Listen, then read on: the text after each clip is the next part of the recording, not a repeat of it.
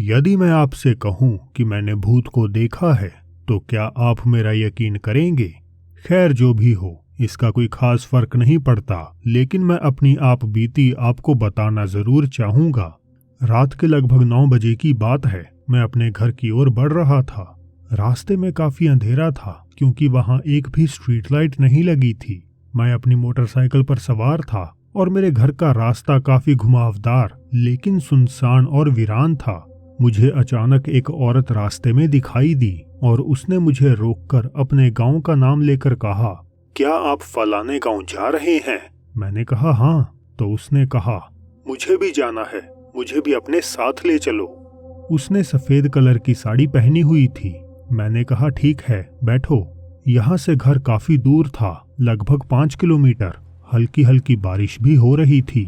मैं जब मोटरसाइकिल चला रहा था तो ऐसा लग रहा था मानो मेरे साथ 8-10 लोग और बैठ गए हों। मुझे समझ में नहीं आ रहा था कि आखिर यह क्या हो रहा है। थोड़ा और आगे जाने के बाद मैंने गाड़ी का एक बार हॉर्न बजाया तो वह लगातार अपने आप बजने लगा। अब मुझे घबराहट होनी चालू हो गई क्योंकि गाड़ी की लाइट भी चालू बंद हो रही थी। हॉर्न भी रेगुलर बज रहा था और बाइक का हैंडल भी भारी हो रहा था। बाइक चलानी अब मेरे बस में नहीं थी। डर के मारे मेरी हालत खराब होने लगी। जैसे तैसे गांव आया, मैंने बाइक रोकी और बगैर पीछे देखे औरत को उतरने के लिए बोला, चलिए उतरिए, आपका गांव आ गया है। मुझे कोई भी जवाब नहीं मिला और ना ही कोई आहट सुनाई दी। मैंने पीछे पलट कर देखा तो वहां कोई नहीं था। मैं सोचने पे मजबूर हो गया कि वह औरत गई तो गई कहाँ। उस दिन के बाद डर के मारे मुझे बहुत जोर से बुखार आ गया और कई दिनों तक वो उतरा ही नहीं। आज भी जब कभी कहीं पर जाता हूँ तो अकेले चलने में वही खौफनाक घटना याद आ जाती है।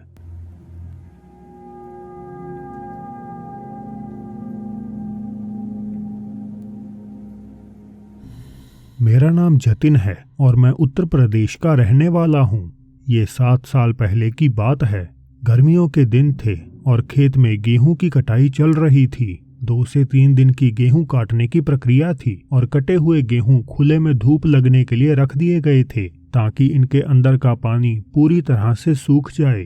अब इन गेहूं की सुरक्षा भी जरूरी थी, सो मैं खेत में ही बने रूम पर रात में सोने लगा। इससे न केवल हमारे खेत के केयरटेकर भैया की मदद हो रही थी बल्कि मुझे खुद को भी काफी संतुष्टि मिल रही थी। अब इसी बीच उन 2 दिनों में मैं एक अजीब सा पैटर्न नोटिस कर रहा था। हमारे खेत की बाउंड्री पर कई सारे पेड़ लगे हैं जिनमें पीपल, बरगद, आम, नीम सब के सब शामिल हैं। अब जैसे ही रात के 11:40 से 12 बजे का समय होता वैसे ही कुत्तों का एक झुंड इन पेड़ों की ओर मुंह करते और जोर जोर से कभी तो भौंकते तो कभी रोने लगते। मैं ये सब आवाजें सुनकर जल्दी जल्दी बाहर आता और देखता कि कहीं कोई अन्य जानवर या चोर तो नहीं आया है, लेकिन वहां कोई भी जानवर या चोर नहीं दिखता और ना ही कुछ और होता। कुत्ते भी 12 बजे के बाद चुपचाप अलग होकर धीरे से गांव में चले जाते। तीसरे दिन की शाम को ही मैंने केयरटेकर भैया से पिछले 2 दिन में घटे वाक्य शेयर किए कि ऐसे ऐसे कुत्ते पेड़ों की तरफ मुंह करके बिना वजह भौंकते रोते हैं, जबकि उन पेड़ों में कोई भी जानवर या इंसान की हरकत नहीं होती। इसके बाद उन्होंने यह सुनकर जो मुझे बताया उससे मेरे हाथ पैर ठंडे पड़ गए। उन्होंने कहा, कुत्तों का इस प्रकार से भौंकने रोने का रोज का ही काम है, वो भी पिछले कुछ 7-8 वर्षों से। जब मैं यहाँ नया नया आया था तब मुझे भी ये सब बड़ा ही अजीब लगता था। फिर एक दिन मेरी जिज्ञासा शांत करने के लिए मैं रात के 11:30 बजे से रूम से बाहर आकर बैठ गया कि आखिर देखें तो सही कि माजरा क्या है। फिर मैंने देखा कि कुत्ते धीरे धीरे इकट्ठा होकर झुंड बनाकर पीपल के पेड़ के पास गए और ऊपर डाल की ओर मुंह करके जोर जोर से रोने लगे। इतने में ही एक सफेद साया जिसका इंसान के जैसा चेहरा था और बाकी का सब कुछ हवा में तैरता हुआ सा लग रहा था, उस पीपल के पेड़ में से निकला और साथ के बरगद के पेड़ में जाकर गायब हो गया। भैया की इन बातों को सुनकर मैंने फिर कभी रात के वक्त खेत में ना ठहरने का फैसला किया। इंटरनेट पर थोड़ी रिसर्च करके मुझे पता चला कि देश के अलग अलग कोनों में लोगों ने ऐसे ही कुछ हादसे अपने साथ घटने की कहानियां शेयर कर रखी हैं, जिनमें कुछ तो खुद मेरे अपने गांव के लोग हैं। अब हो सकता है कि ये सफेद साया एक अच्छी आत्मा हो, क्योंकि बरगद का पेड़ काफी पवित्र होता है, लेकिन फिर भी किसी अनजान चीज से मुलाकात से अच्छा है कि मैं उससे दूर ही रहूं।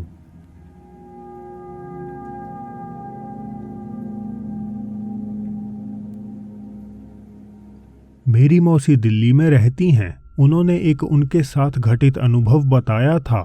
मुझे भूत की घटना सुनना पसंद है, तो मौसी वाली वो घटना मैं आपको बता देती हूँ। एक बार मौसा जी अक्टूबर में घर आए हुए थे और सारे परिवार का एक रात बाहर खाने और लॉन्ग ड्राइव पर जाने का प्लान बना।